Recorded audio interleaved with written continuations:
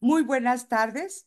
A nombre de la Asociación Nacional de Promotores y Educadores. Muy buenas tardes. A nombre de la Asociación Nacional de Promotores y Educadores para la Salud. Sean bienvenidos a nuestra semana de pediatría, cuidando el futuro con amor y dedicación, en conmemoración del Día Internacional del Pediatra, que fue el día de ayer, 20 de octubre. El 20 de octubre se celebra el Día del Pediatra, una fecha destinada a reconocer la labor de los médicos especialistas en la salud infantil. Los pediatras juegan un papel fundamental en el cuidado, desarrollo y bienestar de los niños desde su nacimiento hasta su adolescencia, contribuyendo no solo el diagnóstico y tratamiento de enfermedades, sino también a la promoción de hábitos saludables. Esta celebración destaca la importancia de su trabajo, el cual va más allá de las consultas, ya que va acompañado con su familia en su educación para el crecimiento de sus hijos, ofreciendo apoyo en temas de nutrición, vacunación, prevención de enfermedades y salud emocional. El Día del Pediatra es una oportunidad para agradecer y reconocer el compromiso de estos profesionales de la salud y su compromiso con las nuevas generaciones, quienes su dedicación y conocimiento aseguran un futuro más saludable para los niños y las niñas y los adolescentes. Un abrazo de corazón a todos los pediatras. El tema de hoy es tamiz cardiológico, su importancia en nuestra práctica clínica. Y para tocar este tema nos acompaña la doctora Rebeca Barrón, que me permitió presentárselas. Ella es la doctora Rebeca Antonieta Barrón González. Ella es médico cirujano por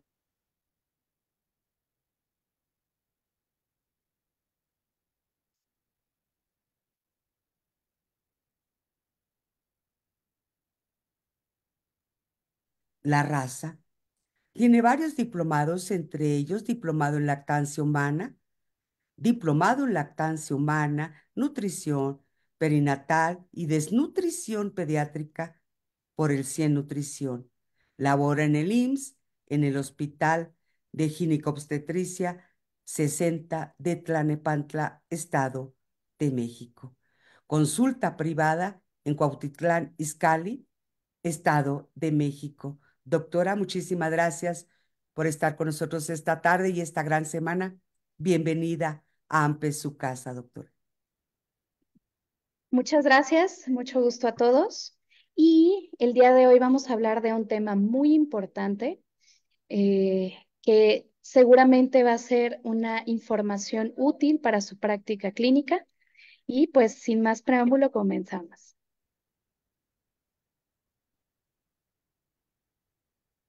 Muy bien, entonces vamos a hablar el tamiz cardiológico, la importancia en nuestra práctica clínica.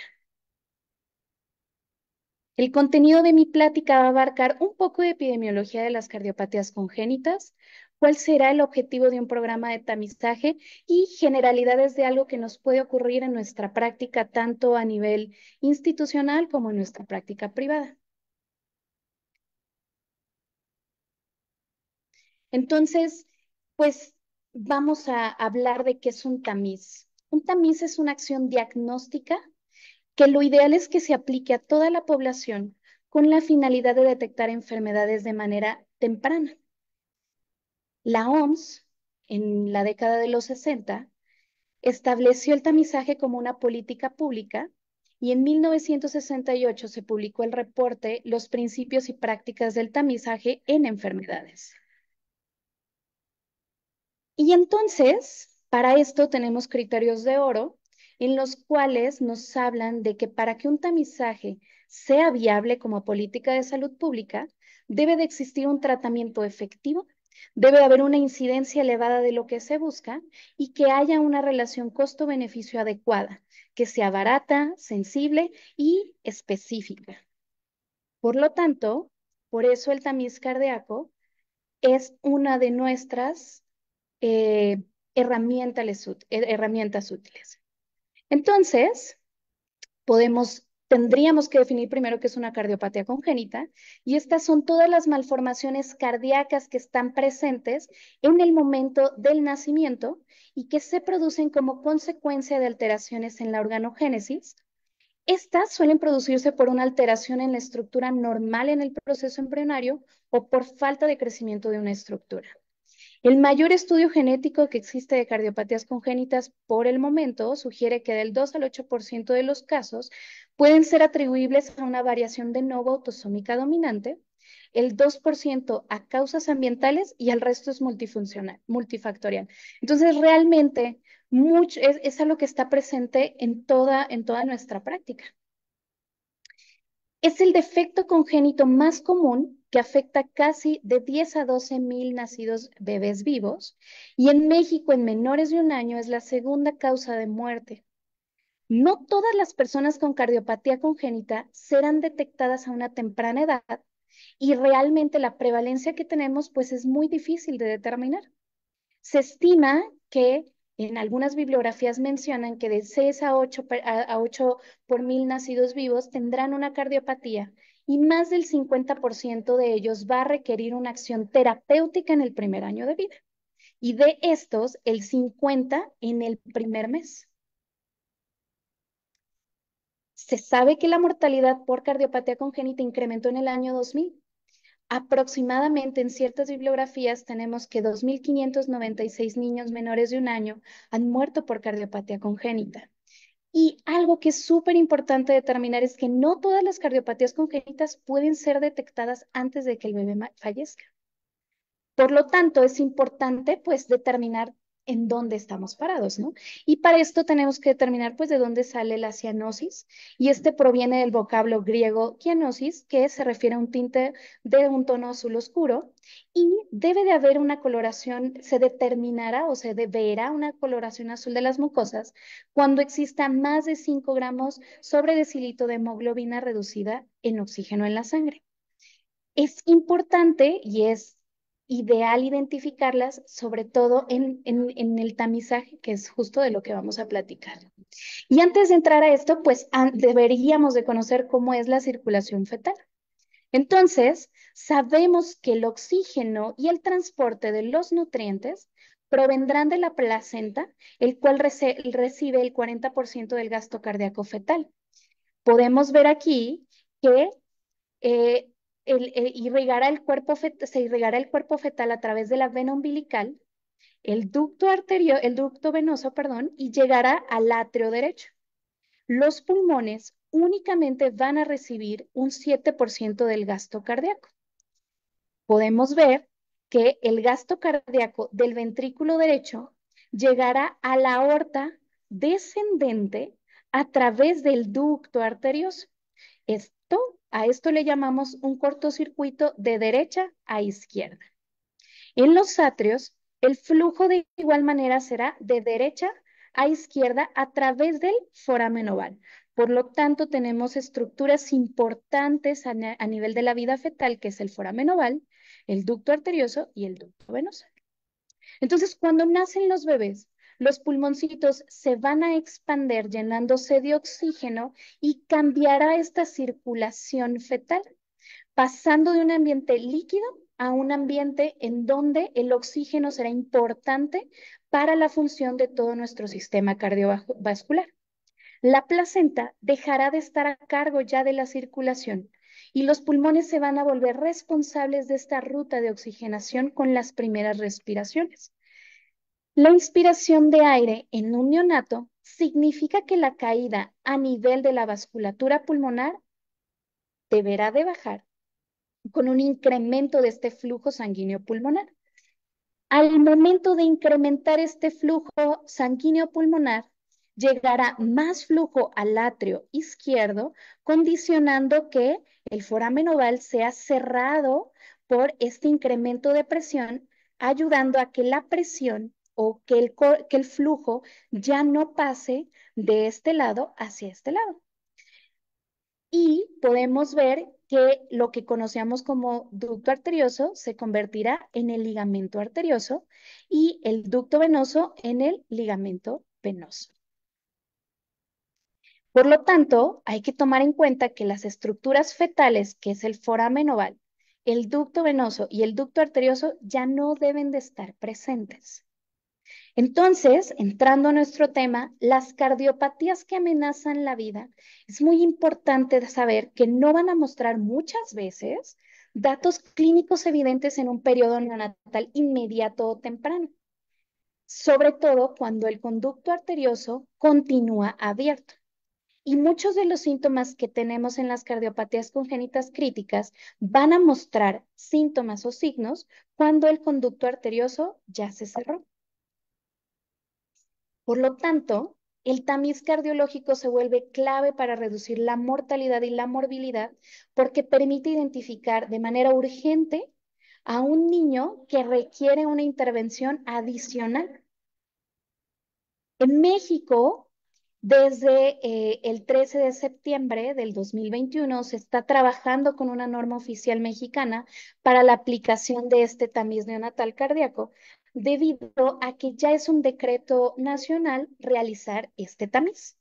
Actualmente, en México, en el Instituto Mexicano del Seguro Social, contamos con un lineamiento técnico médico para la realización de este tamiz.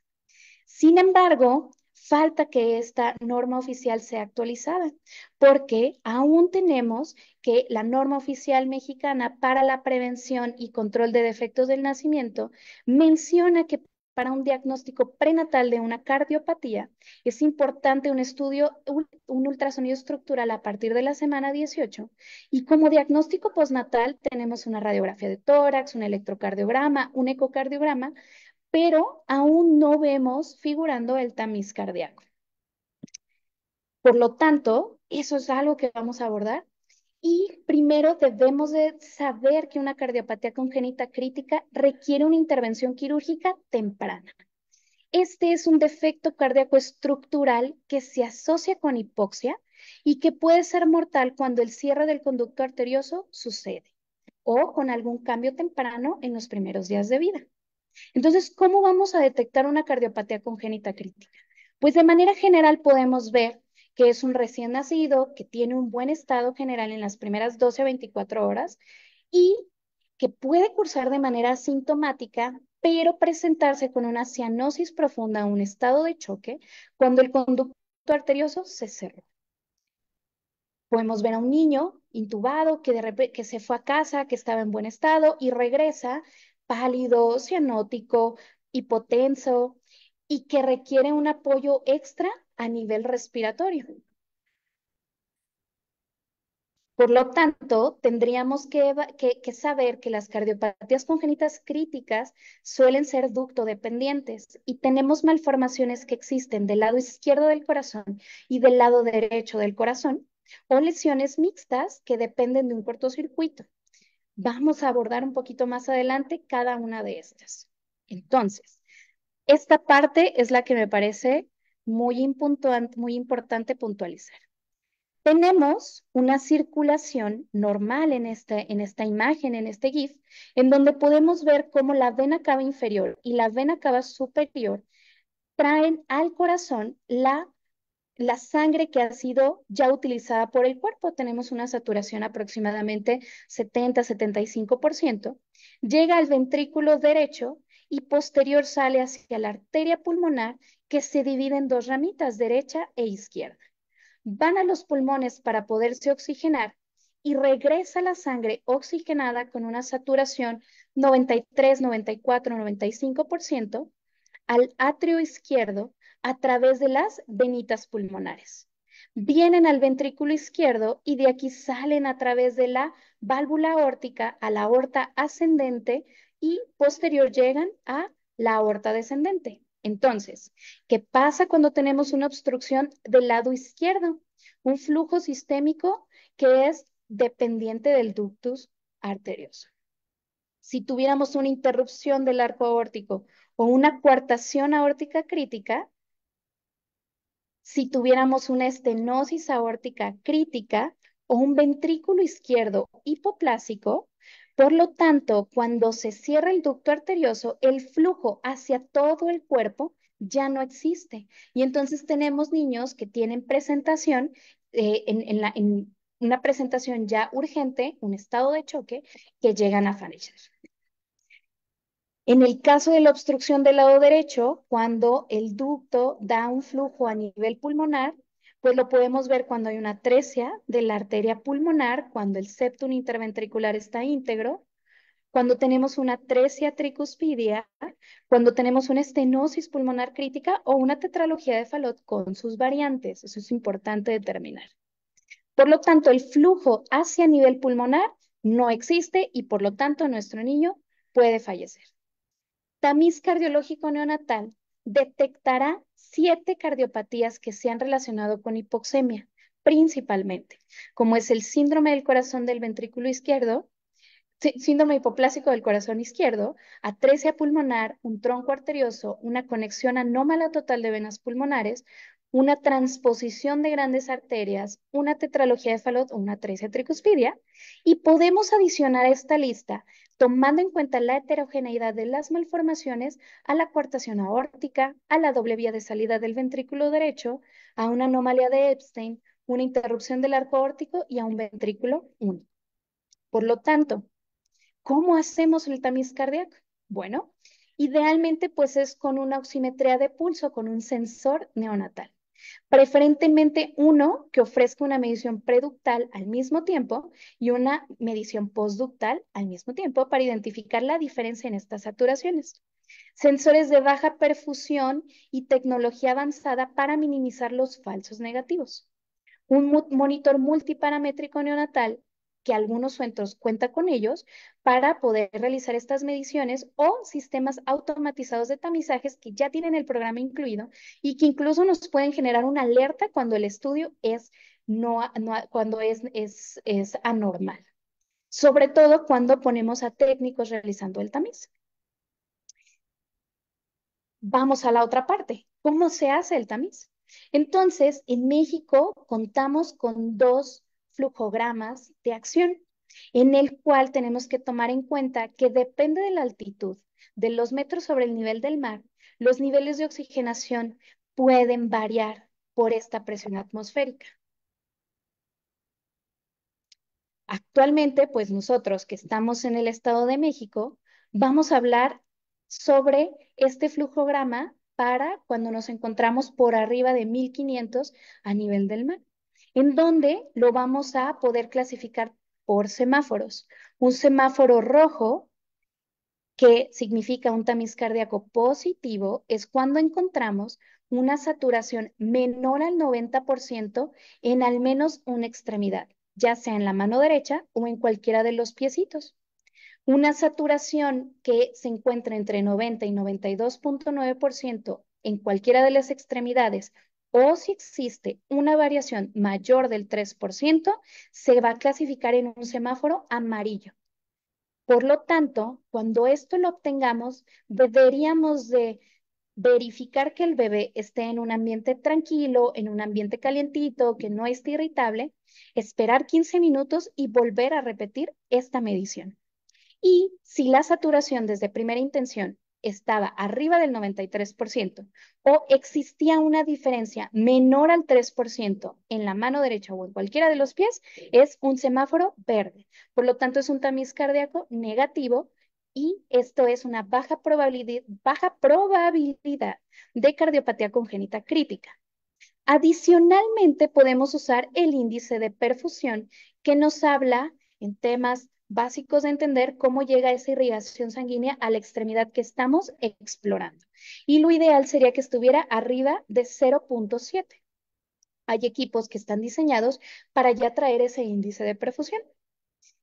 Entonces, esperamos esos 15 minutitos, volvimos a hacer el tamizaje y volvemos a obtener un semáforo amarillo.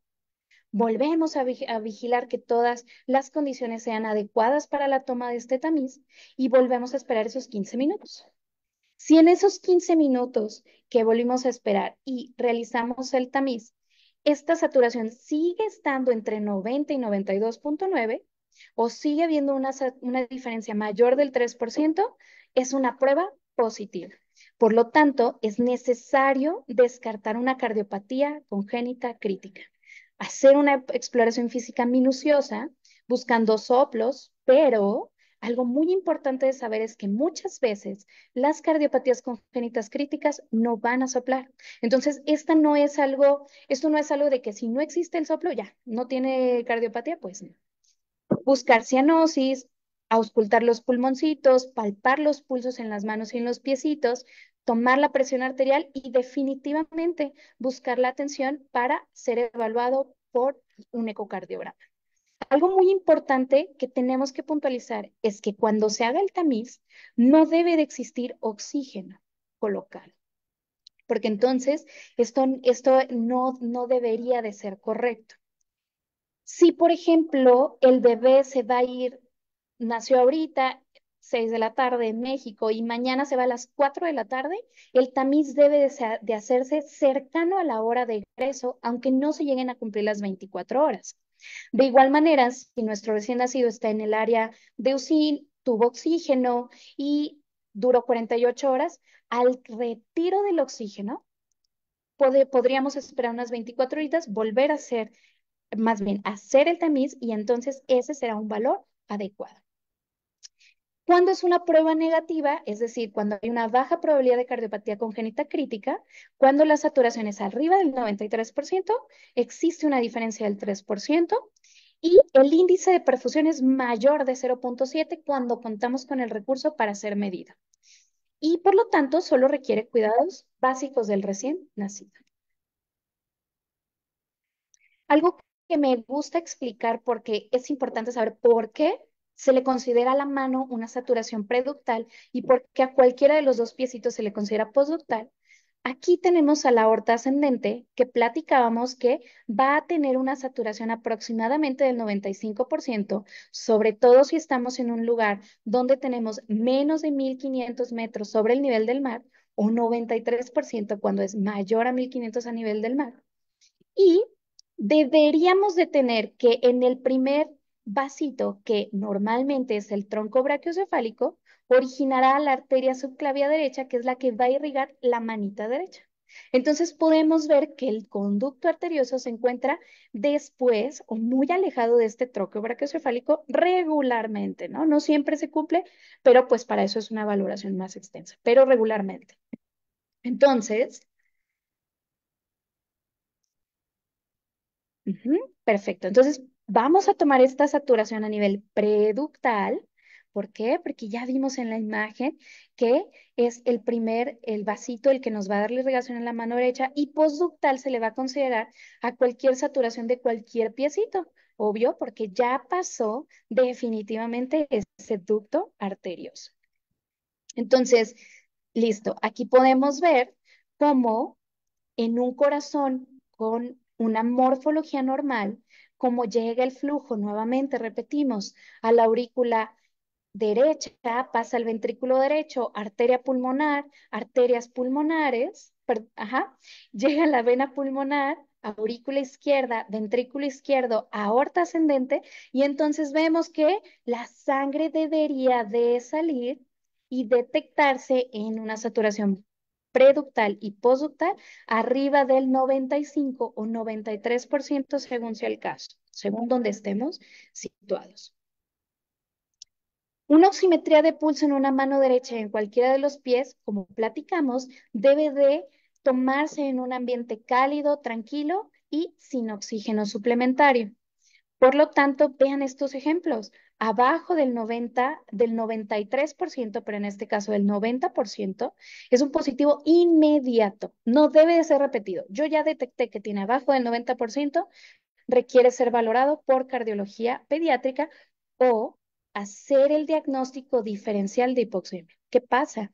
Si yo, tomando en cuenta esta parte, este dibujito, pongo oxígeno suplementario y de repente la manita llega a 98% cuando tenía una saturación del 90%, sería poco probable que esa hipoxemia sea secundaria al corazón. ¿Por qué? Vamos a ver un dibujito en el cual me va a ayudar a explicarlo. Entonces tenemos esta imagen en donde podemos ver flujo, vena cava superior, vena cava inferior, aurícula derecha, ventrículo derecho que está chiquito, arteria pulmonar que no tiene paso, que tenemos una válvula pulmonar atrésica. Por lo tanto, el flujo debe de pasar a través del foramen oval o una comunicación interauricular según sea el caso y el tamaño, a la aurícula izquierda, pasará al ventrículo izquierdo, válvula aórtica, aorta ascendente, y entonces, ¿quién le va a dar el flujo al pulmoncito? El conducto arterioso. Por lo tanto, esta es una cardiopatía ducto dependiente pulmonar, ¿ok? Y entonces llega a nivel pulmonar, se va a volver a oxigenar la sangre. Al momento de oxigenarse la sangre, regresará a la aurícula izquierda, en donde ocurrirá una mezcla veno-arterial. Por lo tanto, aunque yo le ponga oxígeno a esta cardiopatía, la saturación siempre será por debajo del 90%. ¿Por qué? Porque existe esta mezcla veno-arterial de la sangre. Aunque yo le ponga oxígeno, vuelvo a repetir, no subirá. Aquí, una conexión anómala total de venas pulmonares. Nuevamente, vemos la vena cava superior, vena cava inferior, la sangre que llega al atrio derecho, pasa al ventrículo derecho, arteria pulmonar, va a sus ramitas, se oxigena la sangre, pero ¿qué creen? La sangre no llega a la aurícula izquierda. ¿Por qué? Porque tenemos una conexión anómala de estas venas pulmonares que en lugar de llegar al atrio izquierdo con la sangre oxigenada para que vaya a todo el cuerpo, llega a un colector en donde se puede unir a la vena cava superior, se puede unir con sus variantes a la vena cava inferior o a nivel cardíaco de la aurícula derecha. Por lo tanto, la sangre siempre, siempre estará mezclada. Así yo le pongo oxígeno, la sangre, la saturación no va a subir. ¿Ok? Este ejemplo me gusta mucho. ¿Por qué? Porque nos habla, y me ha tocado mucho en mi práctica, es que, oiga, doctora, le hicieron el tamiz cardíaco y salió bien. Me dijeron que todo estaba muy bien de su corazón, pero a los 2, 3 mesecitos le escucharon un soplo y respira muy rápido. Oiga, ¿y cuánto satura? No, pues sigue saturando muy bien. Esto es porque no toda cardiopatía va a ser detectada por el tamiz cardíaco. Estamos detectando solo las cardiopatías que se asocian con hipoxemia. Por lo tanto, una comunicación interauricular no se va a asociar con hipoxemia porque va a haber una mezcla de la sangre arterial con la sangre venosa. Por lo tanto, siempre, siempre la sangre que sale del ventrículo izquierdo hacia la aorta ascendente y descendente, siempre va a salir bien saturadita. Lo mismo ocurre con una comunicación interventricular y lo mismo ocurre con un conducto arterioso. Por lo tanto, el tamiz cardíaco solo detecta cardiopatías congénitas críticas asociadas a hipoxemia. Entonces, perdón, podemos ver un resultado que vamos a considerar positivo cuando es menor a 90, 90, 92.2, permítanme, o si existe una diferencia del más del 3%. Si yo, por ejemplo, tengo una saturación en mi manita derecha de 99%, Y en el pie de 93%, ahí ya existe una diferencia mayor del 3%. Ese es un tamiz cardíaco positivo.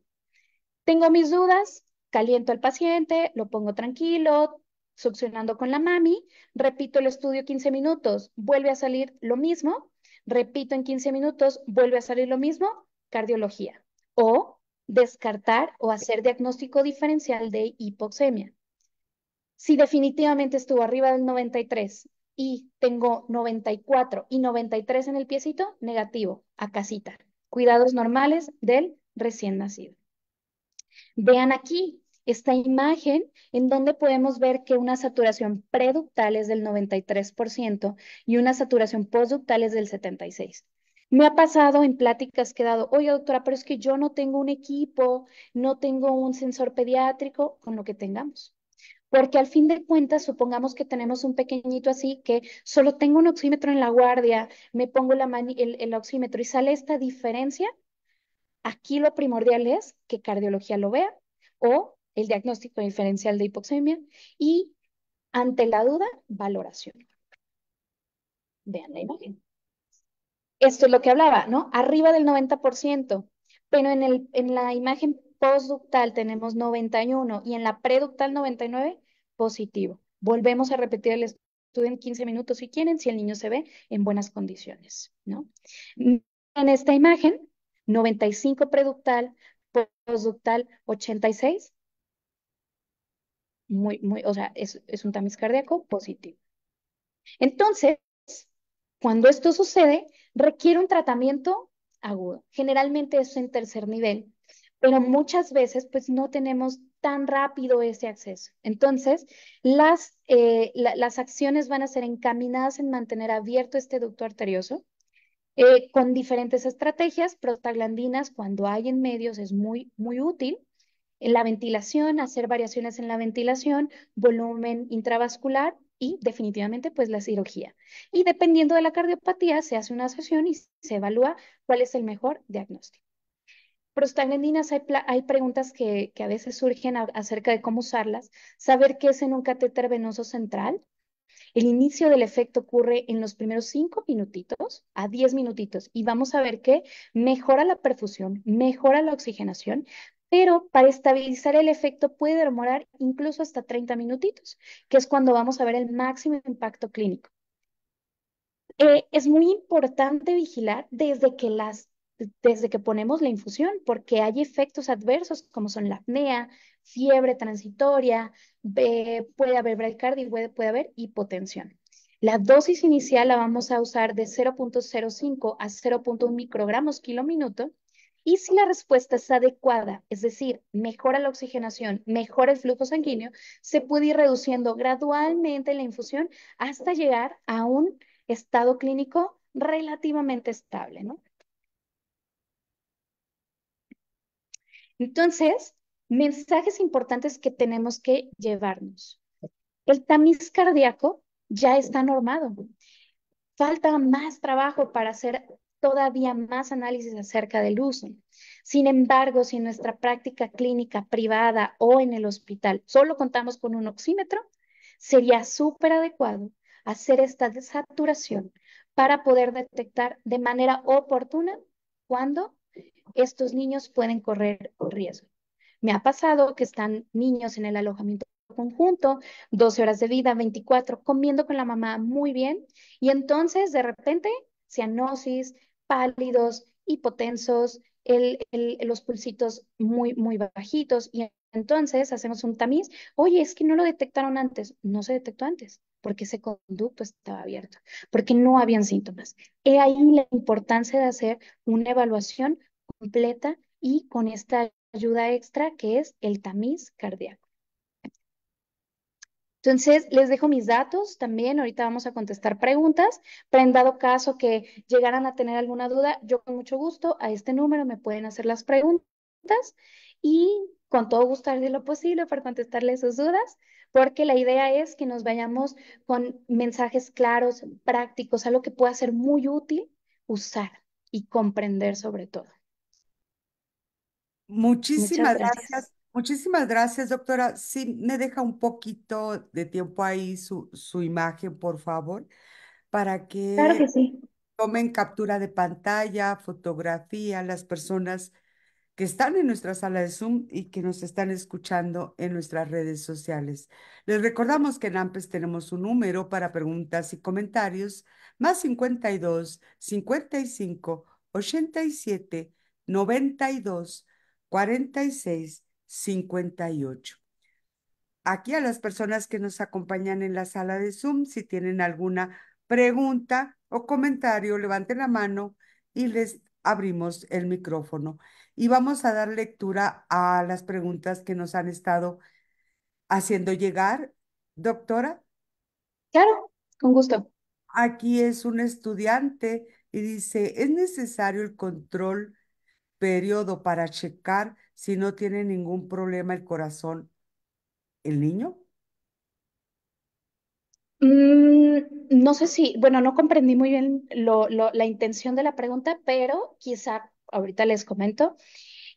Creo yo que este cuidado del corazoncito se va a ir vigilando con el seguimiento del niño sano. Porque ha pasado, y justo por eso comentaba la parte de los soplitos, ¿no? Que tienen los niños la oportunidad de que se les haga el tamiz cardíaco y a la semana o a las 2 semanas se escucha un soplo. Pero el niño tiene una buena saturación. El niño respira muy bien. No hay esta respiración rápida. Sus pulmoncitos se escuchan que entra y sale bien el airecito, no se escuchan congestionados. Entonces ahí sí se requiere una valoración por cardiología, pero no existe una urgencia como tal si no hay datos de alarma, ¿no? Pero si tenemos a un niño que tiene 3 semanas, llega a nuestra consulta, se ve agitado, se escucha un soplo, requiere una valoración rápida, urgente. ¿Por qué? Porque necesitamos ver qué es lo que está condicionando para que ese corazoncito esté trabajando y al igual los pulmoncitos.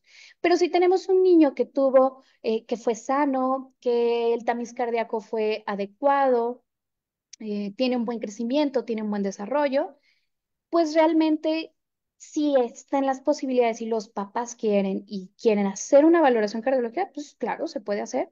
Sin embargo, si no hay datos de alarma, pues no sería obligatoria, ¿no? Muchísimas gracias. Aquí en nuestra sala de Zoom dice Graciela Cervera. Muchas gracias, doctora, muy clara y precisa su presentación. Yaneli dice, hola, buenas tardes. Antes que nada, muchas felicidades por su presentación. Una pregunta, cómo se realiza la reducción de la dosis de De posta, prostaglandina. sí? Sí, justo, quizá lo mejor hizo la preguntita antes de esta presentación y la volvemos a comentar. Una vez que llegamos al efecto ideal en el cual vemos que la perfusión y la oxigenación mejoró, podemos ir haciendo reducciones entre 5 y 10 minutitos, monitorizando a los bebés y se hacen reducciones paulatinas de 0,01 a 0,05 microgramos kilo minuto hasta donde veamos que el niño está estable. Relativamente estable, digo, porque realmente vamos a tener un niño que está inestable, pero hablando de esta perfusión y esta oxigenación, sobre todo para reducir los efectos adversos que comentábamos, que es la apnea, que es la hipotensión, que es la fiebre. Y deberíamos de tener un equipo listo de ventilación mecánica en el caso dado de que se encontrara una apnea. Los niños que tienen pesos inferiores, bajos pesitos, menores de 2 kilos, o los niños que tienen cardiopatías congénitas muy complejas, generalmente nos van a hacer apnea, ¿no? Es lo que dice la literatura. Entonces, sí deben de ser colocadas en un ambiente, si es posible, en una unidad de cuidados intensivos neonatales a través de catéter venoso central y con la monitorización adecuada y con el acceso a la ventilación mecánica, al soporte ventilatorio. Muchísimas gracias, doctora. Aquí en nuestra sala, en Facebook, dice Adriana Salazar. En caso de lugares donde no contamos con elementos tecnológicos como oxímetro pediátricos para realizar un tamiz, ¿qué métodos físicos debemos utilizar? Yo creo que una oximetría de pulso, y voy a regresar a la imagen, ¿no? Una oximetría de pulso que podemos pedir en cualquier lugar, en red, en Amazon, en Mercado Libre, quizá es un poquito muy fácil de acceder, ¿no? No ocupamos un equipo sofisticado para sospecharla. Si yo tengo un niño que estaba estable, se ve pálido, eh, está hipoactivo, tomo la saturación con un oxímetro convencional, creo yo que es más fácil conseguir un oxímetro a conseguir un electrocardiograma, una radiografía que forman parte de la evaluación de un niño con sospecha de cardiopatía congénita crítica, pues con el oxímetro de pulso que tengamos en la guardia, por eso justo era el comentario, con eso tenemos para poder sospecharla. Y claro que debemos de derivar al bebé de manera inmediata y hablar con los papás, ¿no? Que el niño debe de ser valorado en otra unidad por la sospecha clínica, porque está hipoactivo, porque está pálido, porque está cianótico y ya detectamos esa parte. Claro que se requiere una valoración completa, porque te necesitamos ver que el niño esté bien hidratado, necesitamos ver que no tenga sepsis, ¿no? Una infección, a lo mejor una mami con una cervicovaginitis de repetición, una infección de vías urinarias, que no tuvo una buena adaptación al medio. Tenemos que ver completamente, ¿no? Porque no todo es cardiopatía congénita. O sea, también puede haber todas estas enfermedades que engloban al periodo neonatal para poder hacer una evaluación certera. Por eso incluso comentaba en el cuadro clínico, un niño que todo bien, se fue al alojamiento conjunto, estaba comiendo con la mamá, parecía que estaba sanito y de repente, cianótico, pálido, saturación. Hay que ver porque esa es una gran sospecha de una cardiopatía congénita crítica. Muchísimas gracias, doctora. Aquí en nuestra sala de Zoom. Alexis, excelente presentación, saludos. Y que si recomienda alguna marca de oxímetro ideal para la toma del tamiz. Hay muchas marcas, sí las recomiendo, pero no sé si tenga algún problema con mencionar algunas marcas. Eh, dame un momento, se me fue el nombre. Mientras que busca la doctora, leemos felicitaciones y saludos desde Argentina. Aquí saludos y felicitaciones desde Guatemala, municipio de la democracia. Aquí le mandan más felicitaciones, buenas noches, saludos a la doctora Rebeca Barrón, Carlos Sandoval. Bere Betancourt también le dice felicidades, excelente presentación. Adelante, doctora. Sí, justo. Hay una marca que está aprobada que tiene la peculiaridad de darnos este índice de perfusión incluso, porque hablábamos de que también puede ser una herramienta. Eh, el equipo se llama Máximo y entonces si gustan con todo gusto me pueden mandar un mensajito y con mucho gusto les puedo proporcionar qué tipo de equipos pudieran ser muy útiles en el caso de que se pudieran adquirir. Hay de diferentes precios, la verdad es que depende mucho del software que tiene, de si también toman presión arterial el equipo, porque también los hay y con mucho gusto les puedo compartir las marcas que pueden ser bastante útiles. Pero vuelvo a decir, con un oxímetro de pulso es bastante válido tener una evidencia. Ya si queremos hacerlo más grande, a lo mejor hacer este tamizaje para consulta o algo, con mucho gusto les puedo proporcionar los equipos que están autorizados para hacerlo.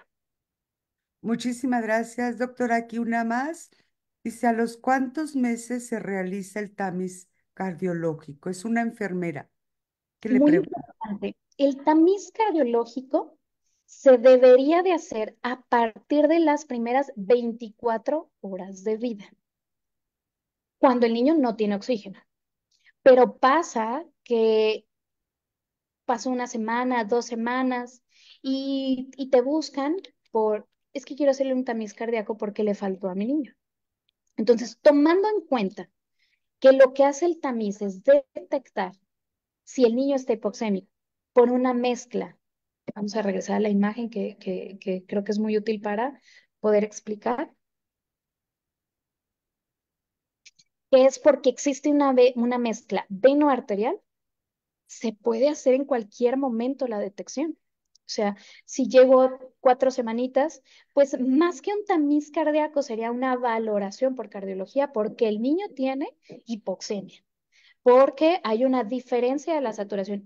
Y sí estaríamos haciendo un tamiz cardíaco como tal, pero ahí la intención es como hacer una valoración como mucho más grande, ¿no?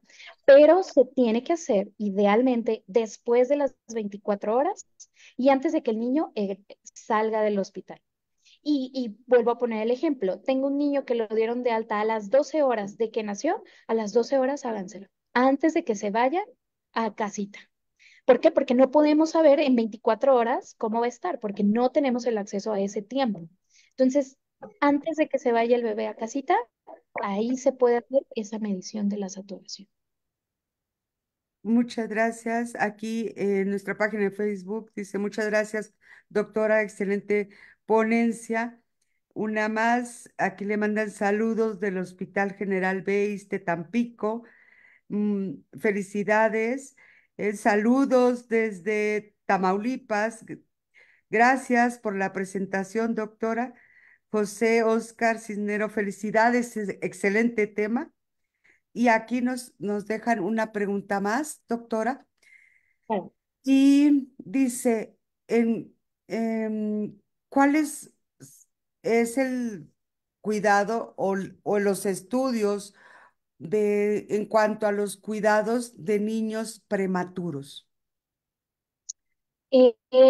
Hablando del tamiz cardíaco, sugiero yo, porque hay literatura que dice que abajo de los 36 semanas de gestación no se debería de hacer, o no es de que no se debería de hacer, sino que no lo toman como un tamizaje.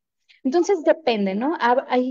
Ahí se amplía bastante el panorama. Tenemos un niño de 28 semanas, de 30 semanas, de 32 semanas, que muchas veces requieren un soporte ventilatorio, pero generalmente son niños que están en una unidad de cuidados intensivos neonatales, en los cuales se tiene una monitorización de la oxigenación, quizá este soporte, y a lo mejor hubo un daño, una displasia a nivel alveolar, y entonces ahí el tamiz cardíaco como tal, pues no va encaminado en detectar en sí una cardiopatía. ¿Por qué? Porque un niño prematuro por sí ya tenemos que hacer evaluaciones incluso cardiovasculares en el área de cuidados intensivos para ver un conducto arterioso que a lo mejor le está dando mucho flujo. Entonces, si yo tengo un niño prematuro, 35 semanas, 36 semanas, que son como los límites, salió muy bien, eh, salió a alojamiento conjunto, posiblemente porque el peso está súper bien, súper succiona con la mami y todo. Yo sí haría un tamiz cardíaco. ¿Por qué? Porque estamos buscando esta mezcla veno-arterial, ¿no? Pero si es un niño más pequeñito, pues mucho antes ya se hizo una evaluación extensa en unidad de cuidados intensivos. Y entonces sí cambia un poquito el protocolo. O sea, recordemos que el tamiz cardíaco está hecho para niños que generalmente encontramos en el alojamiento, que son de término, que tienen muy buen pesito, o a lo mejor un pesito bajito, pero que han tenido una muy buena adaptación. Ese niño que parece que no tiene nada, ese es el niño que se le hace un tamiz. Ujú. Muchísimas gracias. Aquí siguen los saludos. Excelente presentación. Saludos desde Paraguay. Y otra de las preguntas que vienen aquí, ¿cuáles son los tipos de problemas congénitos de los niños? Ok, yo creo que va, los tipos congénitos comentaron, pero Sí, así es, doctora. ¿Cuáles son los principales? los principales problemas congénitos de los niños. Hay una partecita en donde les pasé, que es la norma oficial mexicana, hablando de México, en donde podemos detectar, o más bien está enfocada en la prevención y el control de defectos al nacimiento. Entonces tenemos defectos del nacimiento del tubo neural a nivel digestivo, tenemos problemas a nivel de la caderita, tenemos problemas de errores innatos del metabolismo. Entonces existe una gama en México para poder detectar estos problemas congénitos y poder actuar de manera oportuna. Entonces, y ya en eso se entra el tamiz cardíaco, tamiz metabólico.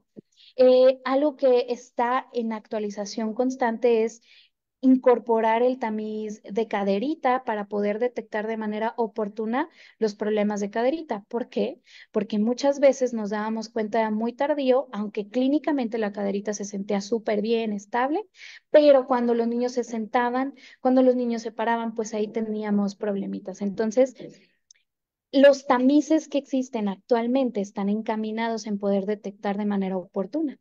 Los que ya están así obligados, metabólico y el tamiz cardíaco, ¿no?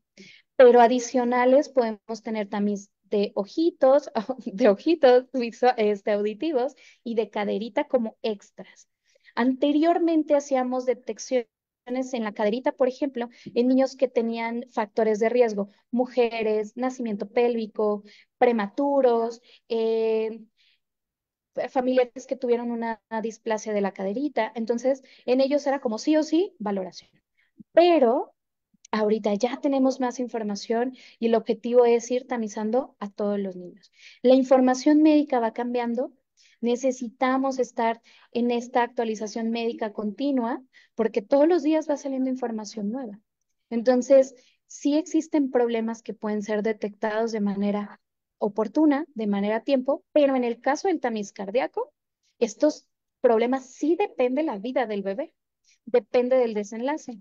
Hace poquito tuve el caso, me mandaron un tamiz cardíaco positivo, llegaron a mi consulta y la saturación era de 90 y 89%, pre y post. La bebé se veía muy bien, comía, ni siquiera se percibía con hipoxemia.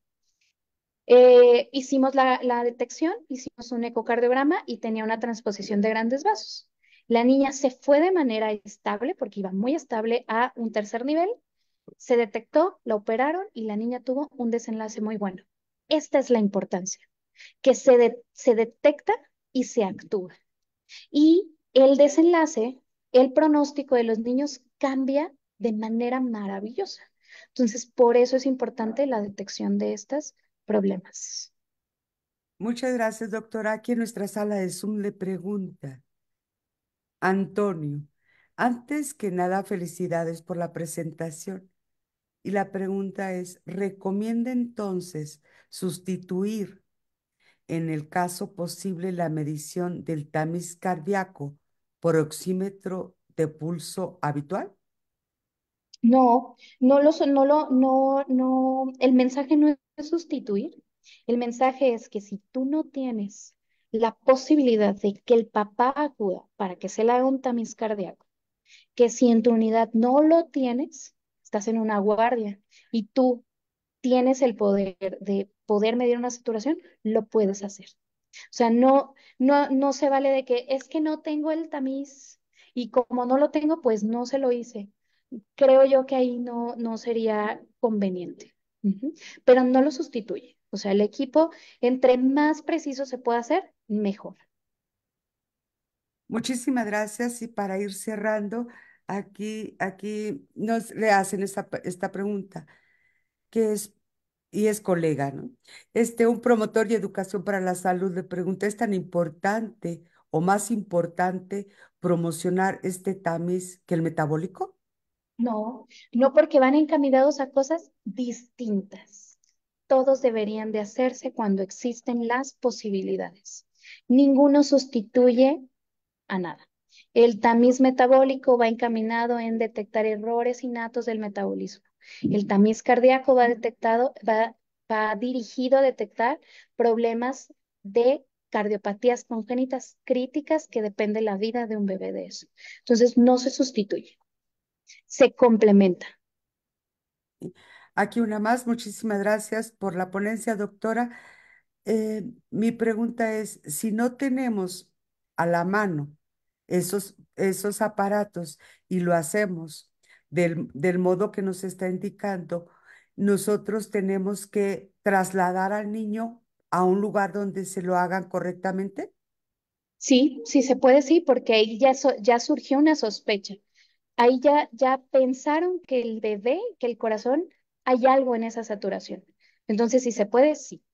Y se habla con los papás, miren, este no es el método adecuado, pero nos ayuda como a podernos dar una idea porque en el lugar en donde estamos no contamos con el equipo adecuado. Y entonces sí, yo le sugeriría que vaya para allá, ¿no?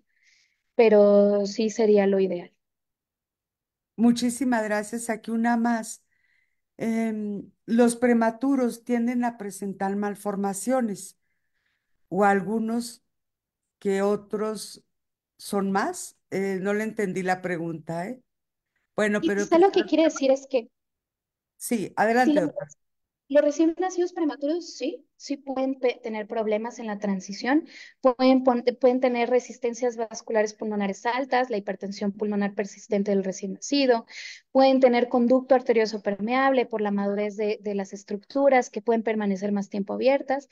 Por lo tanto, el protocolo en un niño prematuro sí es distinto. Y vuelvo a puntualizar, ¿no?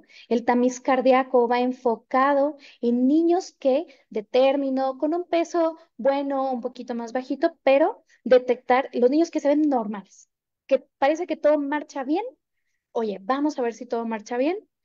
Vamos a hacer una evaluación un poquito extra a lo que ya hacemos normalmente, porque nada sustituye las prácticas que tenemos actualmente. Toda esta información es para ir completando, ser un complemento para esta evaluación. Por lo tanto, los niños prematuros sí requieren un protocolo diferente, un poquito diferente. Muchas gracias. Aquí en nuestra página de Facebook dice Félix Adolfo Alejandro Peña. Lo ideal es referir a pediatra y de ahí a cardiología. Si sospechas, si eres médico general, si eres médico familiar, si eres un personal de la salud, que nadie más sabe en tu unidad acerca de este tamiz, tú haces la valoración y dices, esto no marcha bien, pues lo ideal es un cardiólogo pediatra, porque al final, como cardiólogos pediatras, tenemos la preparación de pediatría. Entonces, quizá pudiéramos saltarnos el pediatra, ¿no?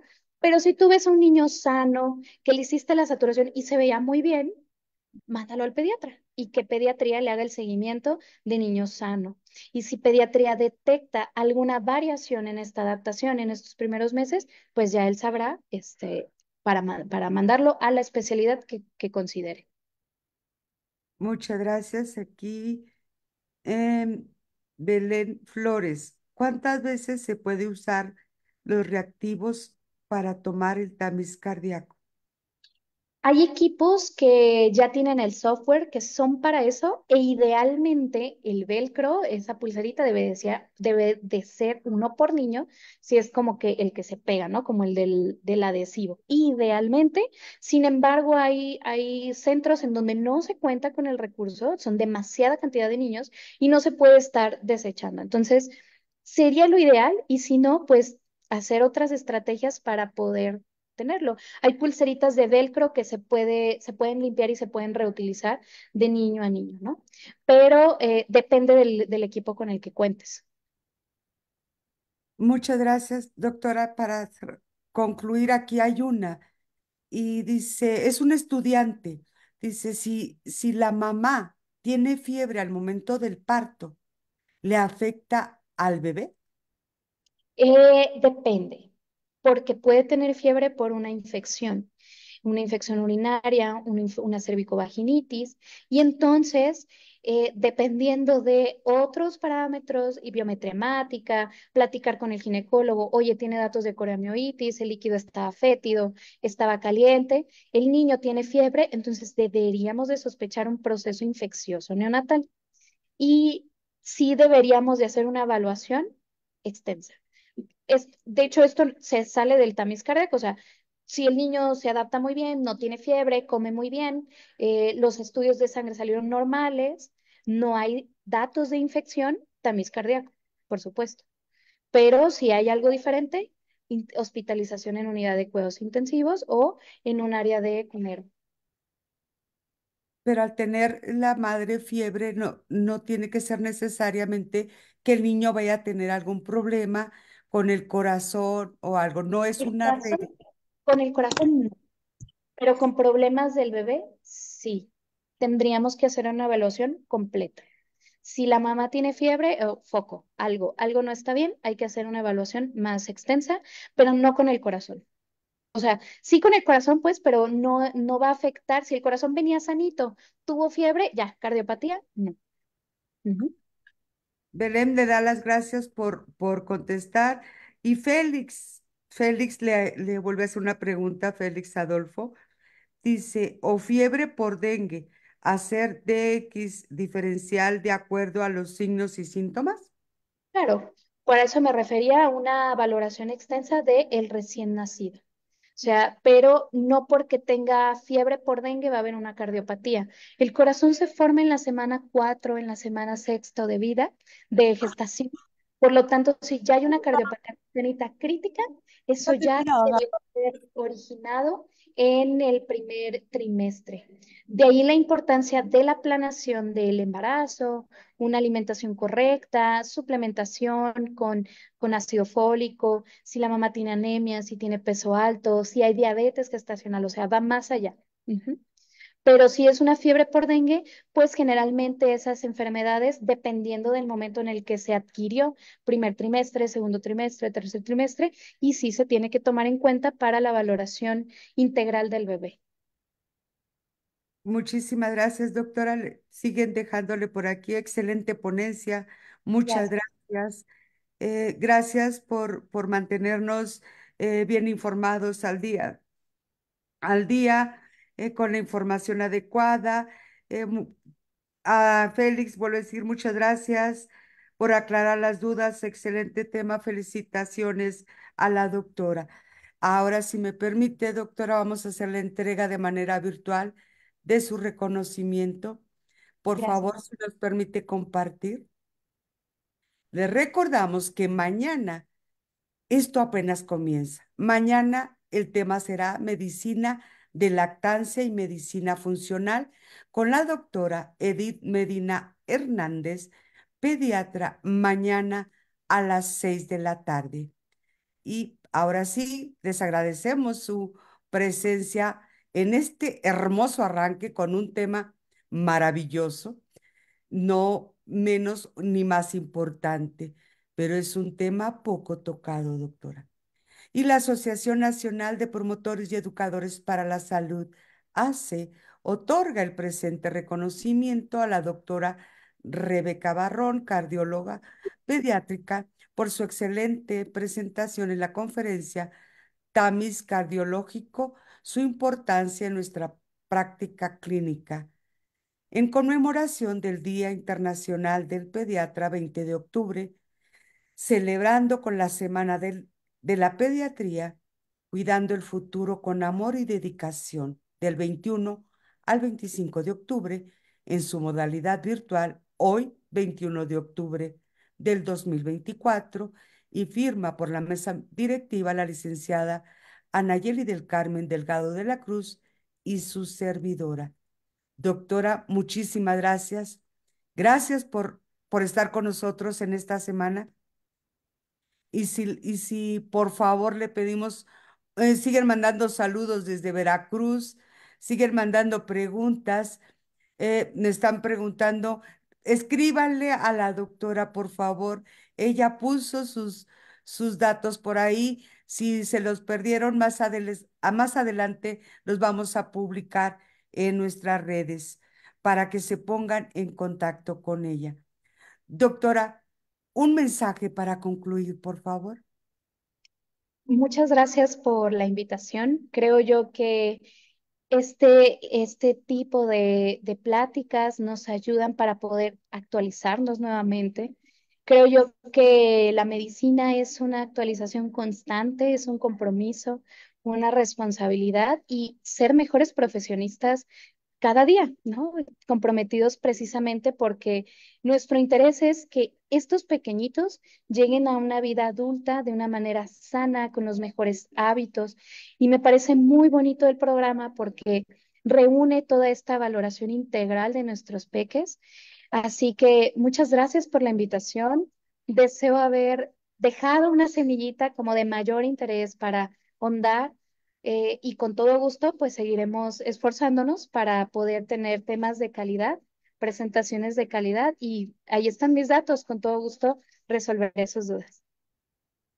Muchísimas gracias, doctora. Y claro, Siempre lo he dicho, Dios la puso en nuestro camino y espero que no sea la última, pero sí la primera, porque es importante estar como profesionales de la salud cada vez más informados y a su vez nosotros para poder educar más adelante. Y te pedimos a ti que nos estás escuchando, que nos vas a escuchar más tarde, mañana en la noche, te pedimos que compartas esta ponencia. ¿Por qué no hacer viral a la doctora? Vamos a compartirlo para despertar conciencia y educar a más y más personas, más allá que sean o no personal de salud. Creo que toda la población debe estar informada y educada en estos temas en salud, por el bien de todos nosotros.